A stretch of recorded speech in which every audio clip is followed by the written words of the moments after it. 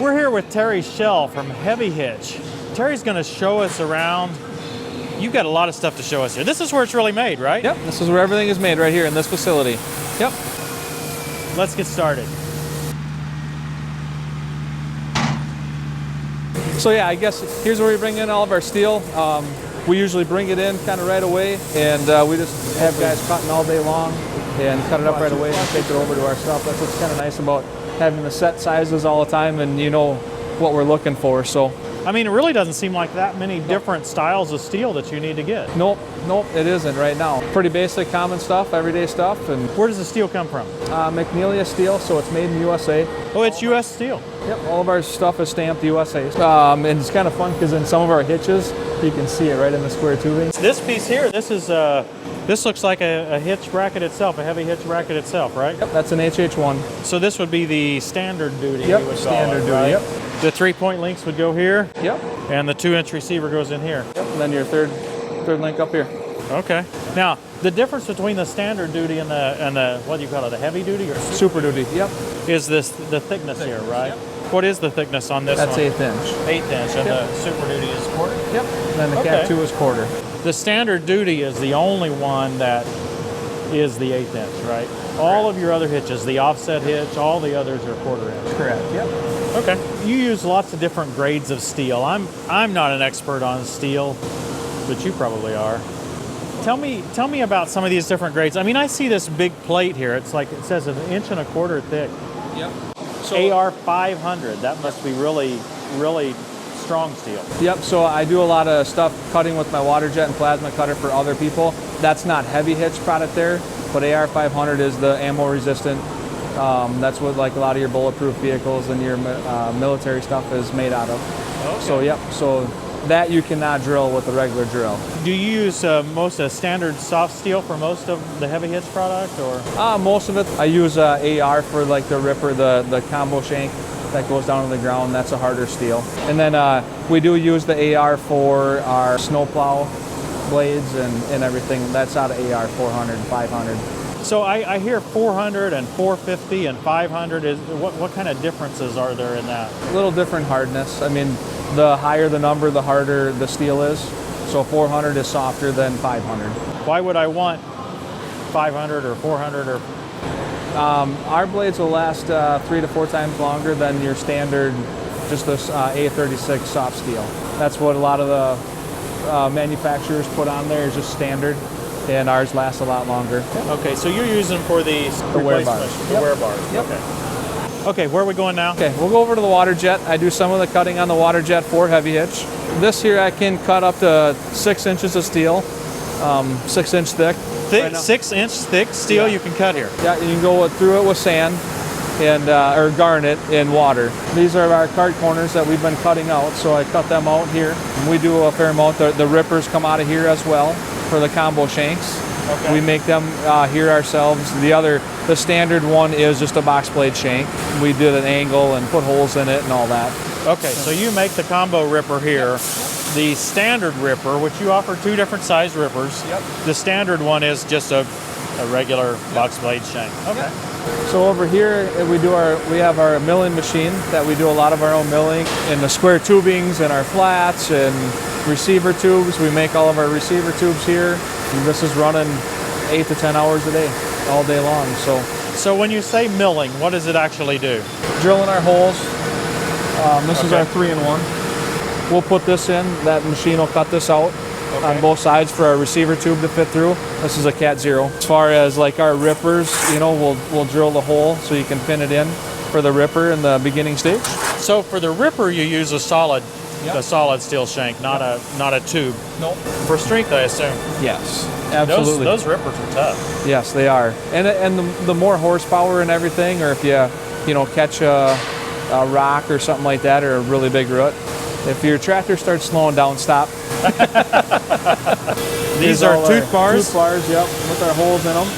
I think the finished tooth bar, I believe you said, was 56 pounds? Yeah. I got all the different sizes. The 73-inch heavy duty. What is the biggest tooth bar? Is that 73? Is that 73, the biggest one? Yep. I'm doing a custom one right now. It's be 84. but Okay.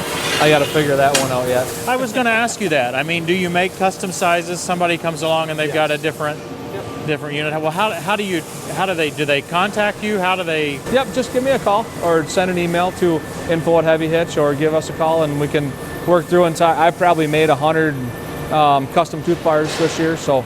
How can you customize? Obviously, the width you can customize. Can you customize anything else about them, like for a thicker bucket or anything like that? No, the 3/4 inch thick is the thickest that's welded onto your bucket. I can't go any thicker than that for our shanks to fit over. But as far as the width, and some guys want the holes put in it, you know, with what's in their bucket. I've done that as well. Oh, okay. So you can make it to fit their pre-drilled holes in the bucket. Yep, I mean the clamp-on works really well. So we've been finding out that we've been making 70 and 73 inch that are clamp-on, not the bolt-on like what we have listed, and we haven't had any problems with them slipping off. I think we'll start selling a lot more of them and making more of them. We're going to start adding some more measurements to our website. I absolutely love my Heavy Hitch tooth bars. I got 2 of them. So do I. Here's where we got all of our raw material here that's ready to be fabricated. All the holes are cut in them or drilled, or all the pieces, and they come over here and grab them. And there's 3 welders that weld all day long, and then we got 2 other stations behind the camera here that we can utilize when we need to. This looks like the drawbar hitch. HXR2, yep. I don't know those part numbers. HXR2, Well, that sounds like a fancy there's car. Tag right there, Tim. Yeah, but that doesn't tell me what it is. So this is the drawbar plate, but it looks bigger than the 1025R, or is this the one for the... Nope, that's not the 1025R. That's for like the X series that fits on. This is for the BX, the front plate for the BX. Okay, so this would be a rear plate for a BX. Yes. I find that rear plate with the 2-inch receiver on it, I think I saw a finished one around here we'll show in a minute, but I find that to be very helpful. A lot of people talk about their Heavy Hitch receiver and they use that for a drawbar. I'm a little nervous about that because that could make your tractor tip, being higher like it is, and also it doesn't put any down pressure on it. So if your trailer or whatever you're pulling is back heavy, it can make it come upwards. Yep. So I really like using the plate with the drawbar mount right down on the tractor for pulling a load. We sell a lot of them. We really do. Now Terry, this looks like any other Heavy Hitch except it doesn't have a 3-point mount. Yep. And mainly just for the click and go. Okay, that's for the more garden tractor size, the X700s. Yep. And that, I don't have all the models memorized, which ones have it, but yeah, for the X series, and you set the bottom these down in the bottom, and then there's 2 pins up here, and that you just pop in. Really easy to get on and off. We went on a visit a while back. I'll put a link in the description and up here in the cards. We visited Superior Tech, and we showed the click and go in action. They had several sprayer attachments for the click and go. So I understand that. Now this is beautiful though for snow removal because you need that weight on the rear end, especially if you have a snow blower. Will this hold the 42-pound weights? Will it hold the 70 pounds? It will hold the 70 pounds. I mean, a lot of the tractors don't necessarily need the 70s, but if you have them, there is room for them, yeah. And a nice 2-inch receiver at the same time. Yep. And that one we've been moving that around here or whatever, so it does need to be redone, but it was just here, so. You know, one thing I notice about Terry and everything at Heavy Hitch, they are very picky about their paint. Well, they don't call it paint, they call it powder coat because it is powder coating. And it's some of the thickest, heaviest painting, I'm gonna call it painting, that I've ever seen.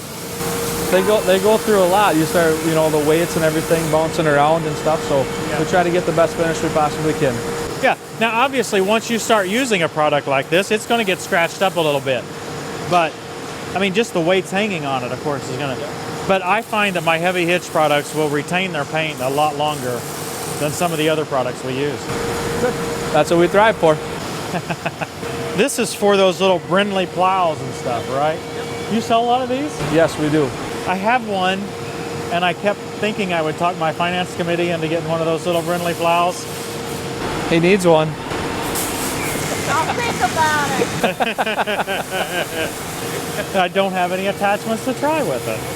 I'm really surprised that there's a lot of attachments still use this. I think it's a lot of like side-by-sides and stuff like that maybe people are converting over and trying to, get stuff to work with what's out there. I mean, I think a lot of people just create a lot of different things. Yeah, they make their own. I think. So here's an HA1. This is your most basic hitch. Yep, that's the standard duty. So that's the lighter square tubing with no hook on it. Does it even have a weight bracket? That's this it is right finished. there. This is finished that's right it. here. Yep. It'll be green at the end of the day. Carson's over there welding. He's welding a dual bracket right now is what he's welding there. Here's our tooth bars that we've gotten done so far today. He's over there welding more as we speak. I see the tooth bars. I see this one says 60. This one says 52. When I go to measure my tooth bar, measure my bucket, what size do I really need?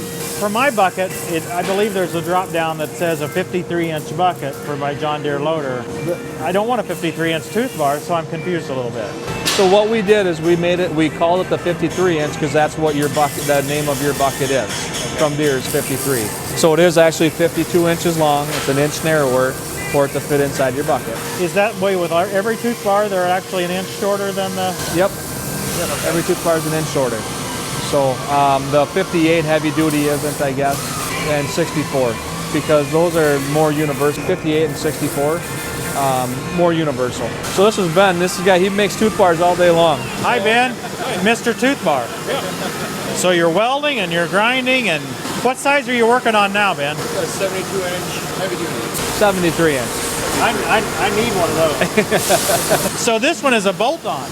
Yep. So 73 is a bolt-on and 61 heavy duty. Now, are those specific to John Deere models? Are they standard across any other? Nope. That's not standard at all. John Deere has their own, Kubota has their own, Massey has their own.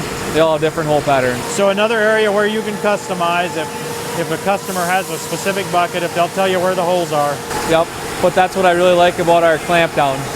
It holds. And they work. Yep, and they work. Hey, we'll not interfere anymore. That's Dad. He's just welding away all the receivers, so he likes that job. Nice and easy. In his early 70s, so still enjoys coming to work every day, or I guess 2 days a week. He golfs 5 days a week and works 2 days, so he's kind of got a made in his later years. That's a good deal. Christy, we need to try that. Hi, I'm Tim. I'm Bill. Nice to meet you, Bill. Yeah. And you come in and weld for him. Thanks. I love it. You're good at it. I can see that. Wow. Thank you. We try. Been doing it for 50-some years, so. You've welded a few beads before. Oh my goodness. And also, Dad's brother is a POW MIA too, so he noticed his helmet, but that's, so never made it home. My oldest brother didn't, I did. I was over there twice, so. Well, thank you for your service. Thank you. So what are we making here? This is the regular receiver that's on the main heavy hitch bracket, The 3-point, yep. And you're going to put hooks on the top of them? These ends have to be welded on, as well as the D-rings. And then Okay. this goes over there, and they just grab them and do what they got to do with them. And The hook is the last thing. Shannon, my two younger boys just showed up. Hey, look at this hat. How are you doing? I love your hat. Thank you. What's your name? Isaac. Isaac. Hey, bud. Well, that is really cool. Brother's hat. That's all right. I need a shirt like that. That's a cool shirt. And you got a cool... He's just super cool all over. And you must be Shannon. Shannon, Nice to meet you. Yeah. I mean, this truly is a family affair. You guys spend more hours here than you would like to admit, probably. Probably some days, yeah. And our 11-year-old, it's his first day of school, but he's been down here since March with us. He sat at home for a week when COVID hit, and he said enough of that. So Elliot's been down here helping in shipping, and This is Easton? Easton, yep. Easton. Elliot's going to be upset. Yes. he's very mad. We met Elliot at the farm show in February. Probably the most brilliant 10-year-old I've ever met. I'm telling you, he knows exactly what's going on all the way around this shop. He knows everything about our little tractor. He's watched every episode, I think. And it's funny because he'll sit in my office because he takes about a break an hour, you know. I mean, whether he's eating or whatever. But every time I go in my office, you're playing. So, how did you guys get started with Heavy Hitch? My uncle and what is his son-in-law had steep driveways, and We're horsing around one night over Christmas and decided to start making some of the 3 points or whatever for doing different things. And then my uncle passed away of cancer a few years ago, and Greg was having fun, but he just kind of was curious if I was interested in it, and so here we are. A year and a half ago now, I guess, in January, is I started working for Greg and kind of seeing where everything was. But I've been welding since I've been, well, before Elliot's age, so kind of been around this my whole life. So yeah. I mean, this is exciting to us. We started working with Greg several years ago. He took a risk on us when we had probably 1,000 subscribers. I guess he figured, well, it's only going to cost me one tooth bar. I guess it's not that big of a deal. And it's just been a joy getting to know you guys, and yeah, quite a lot of fun. Yeah, it is. Glad you guys made the trip up here. Appreciate that. And yeah, this is pretty big for a heavy hitch. What do we got here? It's way overbuilt for Johnny. Yeah, I think so. We do a lot of custom stuff outside of Heavy Hitch. So this is a tiny home. A tiny home. So yeah, this is the main frame of what's going to be. It's not done yet, but we're still building it. So we're having fun with that. I built 4 of them at my last shop, and then now this one down here. So I mean, you're essentially building a trailer frame right here. A lot stronger than your normal trailer house, I guess. Yeah, this is actually going to my cousin's campground here in Winona. So you do a lot of custom stuff. Yep, a fair amount. So yeah, we do a lot of powder coating, and we do a lot more than just heavy hitch. Well, let's see some of the powder coating. I'm interested in that. So this must have some sort of primer on it. Right now, that just has primer on it. So we sandblast over there, and then we start hanging on the carts. This does have primer on it. Right now, he is spraying. That's already primed. He's spraying green on it. Now, how does that work? I see a cable running over there. Does this have to have a charge on it? Yep. So it's challenging every day because you can't hang your hooks and stuff, you know, when there's powder on it. So you'd have it ground all the way through it. So we're constantly, cleaning racks and doing all kinds of prep work for that. A little more about the process. So there's an electrical charge, essentially charging or connecting to the rack, and then the rack is all those hooks connect to the actual. So. Yep. And that attracts it. Yep. That attracts the paint or the powder. Powder, yep, and holds it there.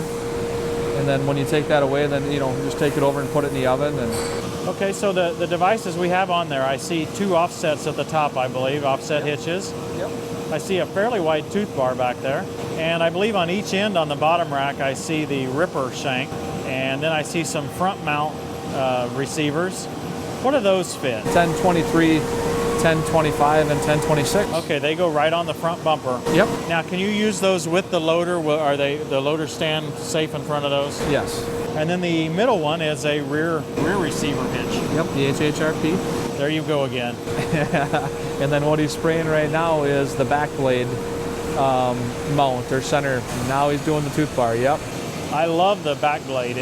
One of my favorite features of the back blade is that it doesn't require much storage. You can fold that bar sideways on the blade, and it's very narrow for storage. Yeah, we've been selling quite a few of them. People are getting ready for winter right now, and it's a growing product.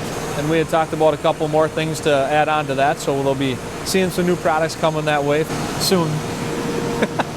Next spring.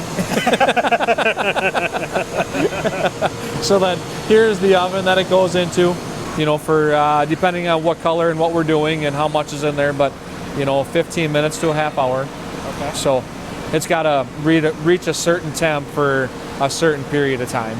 Yeah, roughly how hot are we talking? I mean, are we talking 400 degrees? Or are we talking? We have the oven set for 494. 494. And right now it's at 449. But then you also have to wait for the product itself to heat up. We could have put our lunch in there, Christy, and had it ready pretty soon. Yeah, it wouldn't take long.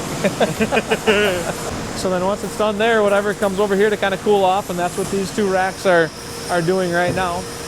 So we just got done with the 2 black racks. So this is cooling. I see this fan right here. Yep, winter times it cools off a little easier than summertime when it's 90 degrees outside. Okay, it's ready to go. Here's a back blade that's ready to go out, and a couple more rippers, and 2 over here, the 100-pounder.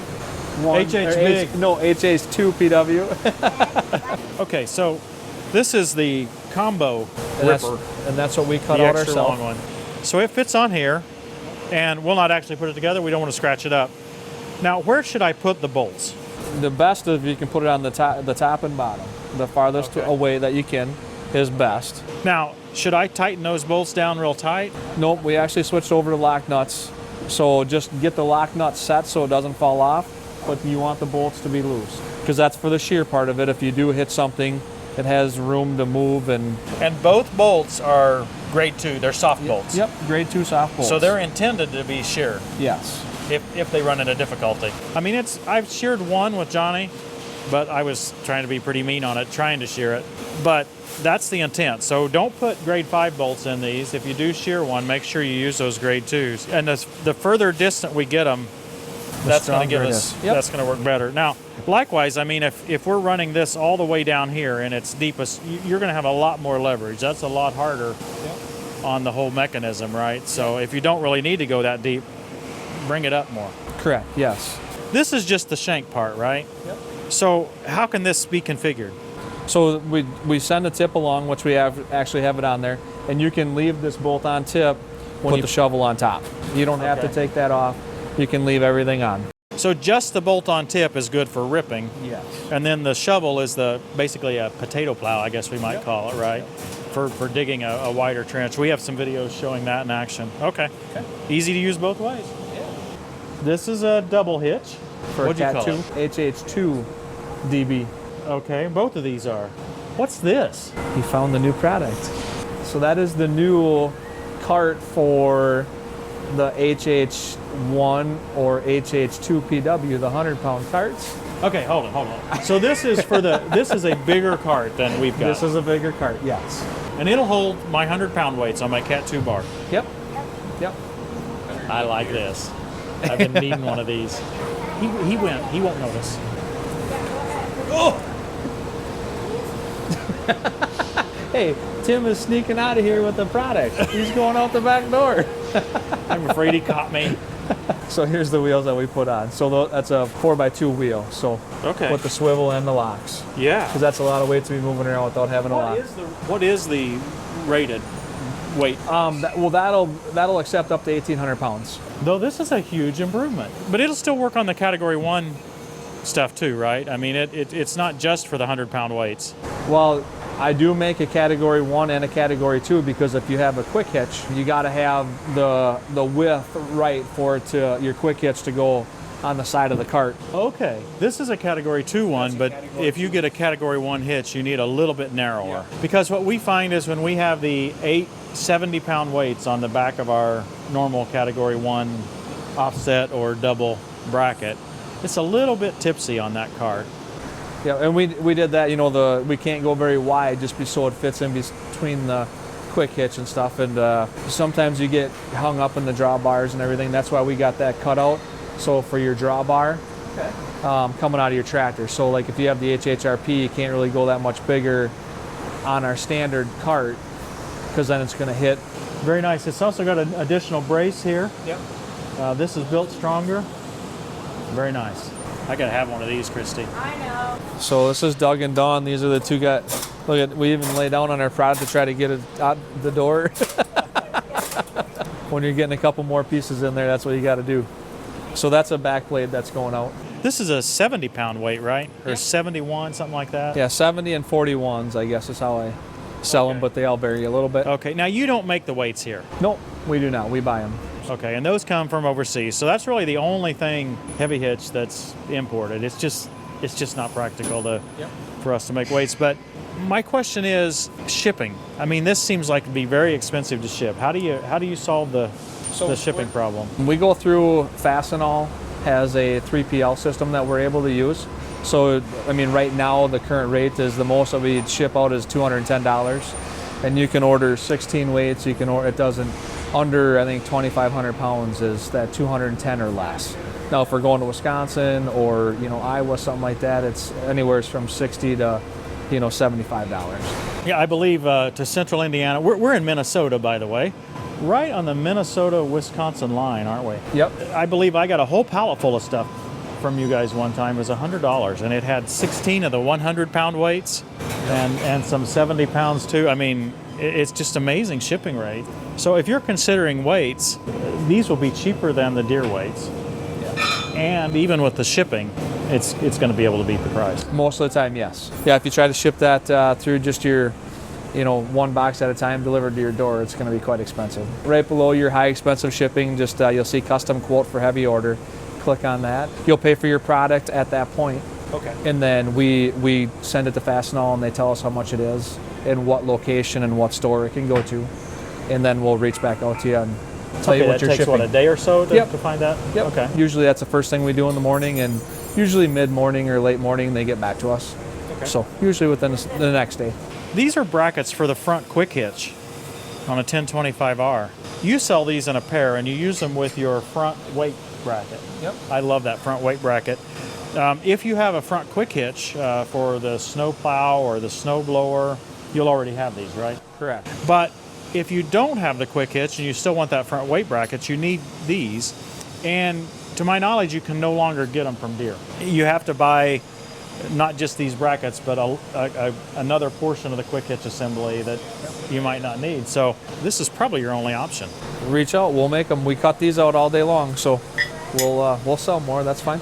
Hey guys, I hope you've enjoyed this. Just a little bit of a tour of what's going on in heavyhitch.com. Thank you for showing up. I appreciate hanging out with you guys. And This is Americana.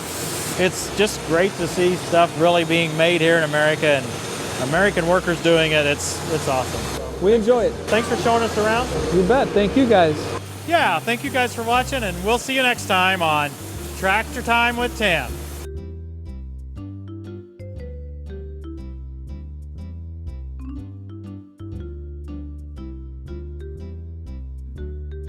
Isaac, did you bring me a donut? Oh, I want to eat the rest of that one.